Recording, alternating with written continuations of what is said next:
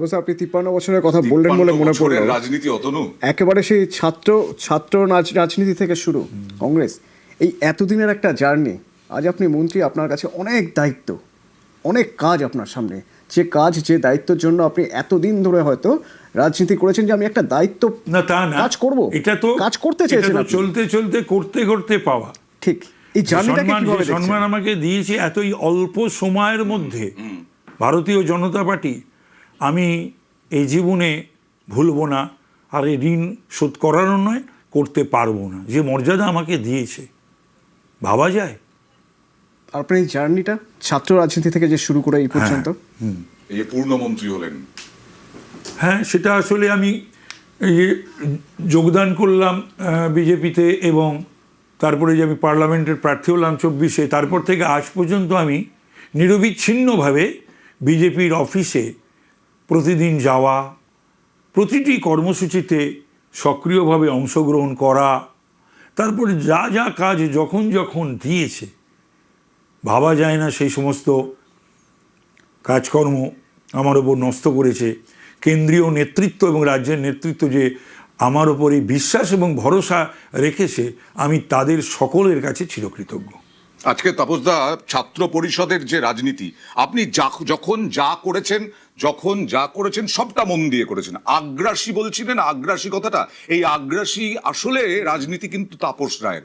আমরা ছোটবেলা থেকে বড় হয়েছি তাপস রায়কে দেখে, ছাত্র পরিষদের রাজনীতি থেকে। এই আগ্রাসী যে মনোভাব আপনার, এটা নিয়ে একটু বলুন, যে আপনি যখন যে কাজটা করেছেন একেবারে আমি সুচারুরূপে, সুনিপুণভাবে, মানে মন দিয়ে, দিল দরদ যাকে বলে, দিয়ে আমি করেছি। এই এক। আর এবারের যে ইলেকশনটা আমি লড়লাম 24 থেকে শিক্ষা নিয়ে 26-এ, এটা একেবারে অ্যাটাকিং অ্যান্ড অ্যাগ্রেসিভ ইলেকশন করেছি, সেটা বোধহয় তোমরা জানো। একদম, অবশ্যই, একদম ফ্রম ডে ওয়ান থেকে। এবং তাতে কোনো অসুবিধা হয়নি যে বরানগর থেকে আপনাকে মানিকতলাতেও আপনি জয়লাভ করলেন। আমার এক সময় ইলেকশনটাই আমি অ্যাটাকিং এবং অ্যাগ্রেসিভ ছিলাম, প্রশাসনের বিরুদ্ধে, পুলিশের বিরুদ্ধে, তৃণমূলের বিরুদ্ধে, গুন্ডা বদমাশগুলোর বিরুদ্ধে। ইলেকশনের পরেও দেখেছি। ইলেকশন তো পুরো ইলেকশনটা 39 দিন, তারপরেও। আচ্ছা, এই যে ইস্ট ওয়েস্ট মেট্রো, সেই ইস্ট ওয়েস্ট মেট্রোর কাজের সময় তো বোধহয় আপনার বাড়িতেও ফাটল ধরেছিল। ফাটল আমার বাড়িতে ধরেনি, প্রিকশনারি মেজারে, আমাদের বাড়ি নয়, আমরা তো ফ্ল্যাটের বাসিন্দা, ওইখানে 8টা পরিবারকে প্রিকশনারি মেজারে আমাদেরকে তখন রিকোয়েস্ট করে তুলে দেওয়া হয়েছিল। কিন্তু অনেক ক্ষয়ক্ষতি হয়েছে, এই আমার বাড়ির ডান দিকে, আমার বাড়ির বাঁ দিকে। এই ক্ষয়ক্ষতিটাও হতো না। আজকে আমি বলছি, এই ক্ষয়ক্ষতিরও কারণ হচ্ছে মমতা আর সুদীপ ব্যানার্জি। আচ্ছা, হ্যাঁ, ওরা ইঞ্জিনিয়ারিং দেখালো। এরা তো সব জানতা না, মমতা জানে না এরকম কোনো বিষয় নেই পৃথিবীতে। আর সুদীপও হয়তো কোনো ক্রমে বোধহয় গ্র্যাজুয়েট বা সাধারণ graduate, say engineering point of view থেকে কথাবার্তা বলে গম্ভীরভাবে, হ্যাঁ, ঘাড় ফাড় নেড়ে সে ওই ইঞ্জিনিয়ারিং করতে গিয়ে এত মানুষের ক্ষতি করে দিল। এখন 5 বছর হয়ে গেছে, মানুষগুলো এখনও তাদের ঘর দুয়ার ফিরে পায়নি, তাদের সেই পরিবার নিয়ে কোথায় রয়েছে, কিভাবে রয়েছে, সমস্ত মানে যেখান দিয়ে যাওয়ার কথা সেই লাইনটাই চেঞ্জ করে দিয়েছে। হ্যাঁ, সেই লাইনটাকে চেঞ্জ করতে গিয়ে কেন করলো, কী জন্যে করলো, কার কথায় করলো, কোন স্বার্থে করলো, এটাও একটা কিন্তু বিচার্যের বিষয়। আমি জানিও, যদি কোনোদিন এ সমস্ত নিয়ে একটা আলোচনা হলে বলবো। তো সুতরাং, আর মমতা ব্যানার্জিকে যা বোঝাবেন তিনি সমস্ত কিছু বোঝেন। তো সুদীপ ব্যানার্জি বোঝালো, সুদীপ ব্যানার্জি অনেক কিছুই বুঝিয়ে এই জায়গায় এসেছে আর কি। তো এখনও তো সুদীপ ব্যানার্জি, নয়না ব্যানার্জিকে তো মমতার পাশে দেখা যাচ্ছে না, অভিষেকের পাশে দেখা যাচ্ছে না। এই সময়টা ওদের থাকা উচিত, দলের পাশে, মমতা ব্যানার্জির পাশে, অভিষেকের পাশে। তাপসদা, আপনি দীর্ঘদিনের রাজনীতিবিদ, বারবার বলছি এই কারণে, পালা বদল হলো কয়েক মাসের মধ্যে, রেড রোড ফাঁকা থাকলো, ব্রিগেড ভরলো, ওদিকে মুর্শিদাবাদ থেকে আরম্ভ করে মালদায় জাতীয় সড়কও ফাঁকা থাকলো, মসজিদে হলো মুসলিমদের পরব। এটা কি রাজনৈতিক সদিচ্ছার অভাব ছিল চূড়ান্ত? একেবারে, মানে তোষণ, ভোট ব্যাংক, ভোটের রাজনীতি, যার জন্য নিজে এবং মন্ত্রীদেরকে দিয়ে, এমএলএদেরকে দিয়ে যা নয় তাই হিন্দু বিদ্বেষী কথাবার্তা আমাদের আক্রমণ করে, আমাদের আহত করে, আমাদের নিহত করে। এই যে হরগোবিন্দ, চন্দন দাস, হ্যাঁ, গন্ধা ধর্মহীন হিন্দুরা, মমতা বলল রেড রোডে ঈদের নমাজে, এটা কেউ প্রতিবাদও করলো না। এটা তৎক্ষণাৎ কিন্তু ওর মাইক কেড়ে নেওয়া উচিত ছিল, বা কেউ একজন, আশা করেছিলাম যে ধর্মপ্রাণ মুসলিমদের কেউ, শিক্ষিত মানুষ বা ধর্মপ্রাণ দলের মানুষ, মধ্যে মুখ খুলতে তারা পারেন না প্রতিবাদ বলছেন করবে, ঋতুব্রত বন্দ্যোপাধ্যায়রা, তাহলে- করেনি। তারপরে বলল ওইটা বোধহয় টার্নিং পয়েন্ট হয়ে গেল। এই যে হিন্দু 91, 92, 93% ভোট তো আর এমনি আসে, বলছে 1 সেকেন্ডে নাকি 12টা বাজিয়ে দেবে আমাদের।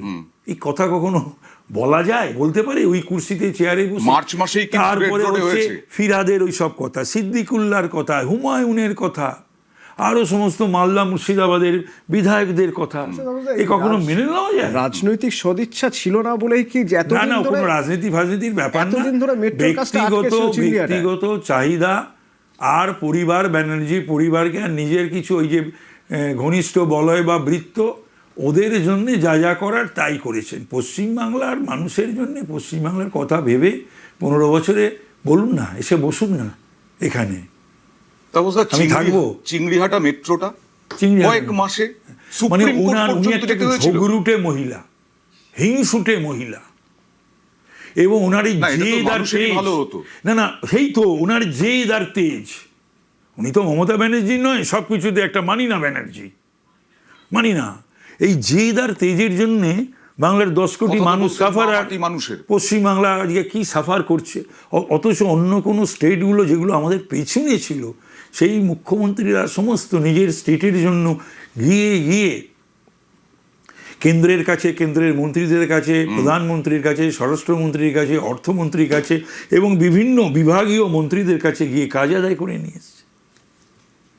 আপনি বল। আমরা দেখেছি অয়নদা যে যখন যে রাজনৈতিক দলই থাকুন না কেন, স্বচ্ছতার সঙ্গে কাজ করেছেন। এমন একটা ইমেজ যে জন্য সবার সঙ্গে সম্পর্ক ভালো আপনার। আপনি এখন পূর্ণমন্ত্রী, কি মনে হয় পরিষদীয় মন্ত্রী হবেন? আমি বলতে পারবো না। আমাকে দল বা মুখ্যমন্ত্রী যে কাজ দেবে সেই কাজ শিরোধার্য, এবং সেই কাজটা আমি একেবারে সিরিয়াসলি, সিনসিয়ারলি, অনেস্টলি করব। আর আজ যখন এখানে দাঁড়িয়ে আমরা কথা বলছি যে সই জাল করছেন বিধায়ক, তখন আপনার কাছে জানতে চাইবো যে এই যে আপনার স্বচ্ছ ইমেজ, এতদিন ধরে রাজনীতি করে কাউকে কোনো রকমভাবে কারোর সঙ্গে সম্পর্ক খারাপ না রেখেও নিজের রাজনীতির জায়গাটা ঠিকঠাক রাখা যায়, এটা কিভাবে করলেন? এর কেমিস্ট্রিটা কি? যদি নির্লোভী হওয়া যায়, যদি অর্থের পেছনে কেউ না ছোটে, বৈভবের পেছনে না ছোটে, যে আমাকে হেলিকপ্টারে করে ইয়েতে যেতে হবে, কনস্টিটিউয়েন্সিতে, চার্টার্ড ফ্লাইটে আমাকে দিল্লি যেতে হবে, তারপরে আমাকে ঘিরে সবসময় কিছু মাইনে করা লোকজন থাকবে, আর এটা তো একটা বিশাল, এই যে বহরটা, এর একটা খরচ আছে। তো এই খরচ, তো এই খরচ তো এমএলএ গিরি করে, এমপি গিরি করে আসার কথা নয়। তাহলে সেই খরচ মেটাতে গেলে আমার একাধিক ব্যবসা, কেন, কোত্থেকে এলো? আমার একাধিক বাড়ি, আমার একাধিক সমস্ত ব্র্যান্ডেড গাড়ি। দাদা আপনি তো এইগুলো বড় বড় করতে গেলে- নামের কথা বলছেন। না না, বড় আজকে বড় বলুন না, তো যে আমি তৃণমূলের বলছি পঞ্চায়েতের তৃণমূলের উপপ্রধান। আমি বলছি কোনো একটা দিন আসবে যে 11 সালের আগে তোমাদের কি স্থাবর অস্থাবর সম্পত্তি ছিল, আর 26 পর্যন্ত তোমাদের কি সম্পত্তি হয়েছে, তার হিসেব দাও না, আমি বলছি তৃণমূলের যে আপনি কি মনে যারা করেন যারা আছো। যে এই যে পুরো প্রধান এক একজন বেরোচ্ছে, পুরো প্রধান তার কয়েক কোটি টাকা পাটের ক্ষেতের জমির মধ্যে লোকানো বলো তো ছিল, দেখি, আগে তারপরে সিপিএম এর পঞ্চায়েত আমলে, সদস্য, হ্যাঁ, সাইকেলে করে ঘুরে বেড়াতেন সবাই। অয়ন আগে সিপিএম এর আমলে মাটি খুললে হাড়গোড় পাওয়া যেত, এখন মাটি খুললেই কোটি কোটি টাকা পাওয়া না, যায়। এই কোটি কোটি টাকা কি, তৃণমূলের আমলে। তৃণমূল নেত্রীরা জানতেন না? আমি বিশ্বাস করি না জানতেন না, সব জানতেন। এই সমস্ত কিছুর জন্য যিনি দায়ী, 1 নম্বর দায়ী, তার নাম মমতা ব্যানার্জি।